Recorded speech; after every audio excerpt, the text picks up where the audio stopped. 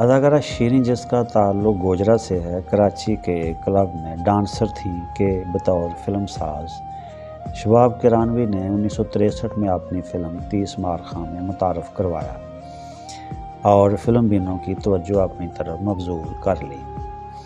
معروف نغمہ نگار بابا عالم سیاہ پوش کا مشہور نغمہ نیمبواں دا جوڑا اسی باغے وچوں توڑیا شیریں پر پکچرائز ہوا۔ 30 مارخاں فلم کے ہدایت کار حیدر چودھری تھے۔ 1964 میں اردو فلم واہ بھئی واہ میں کام کیا۔ اس سال شیریں نے 4 فلموں میں کام کیا۔ 1965 اداکارہ شیریں کا یادگار سال تھا، جس سال اس نے 7 فلموں میں کام کیا اور اسی سال ریلیز ہونے والی فلم ملنگی تھی، جس میں شیریں اکمل کے ساتھ ہیروئن کے طور پر نظر آئیں۔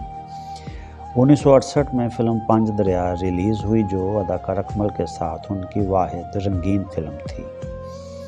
شیریں نے 9 برسوں کے مختصر کیریئر میں کل 33 فلموں میں کام کیا، جن میں 17 فلمیں اداکار اکمل اور 7 علاؤالدین کے ساتھ تھیں۔ ان کی دیگر فلموں میں بانکی نار، جام باز، جی دار، سوکن، ماجے دی جٹی، پانی، منہ زور، پلی پلی صاحب شامل ہیں، اور آج کل شیریں اپنے خاندان کے ساتھ گمنامی کی زندگی بسر کر رہی ہیں۔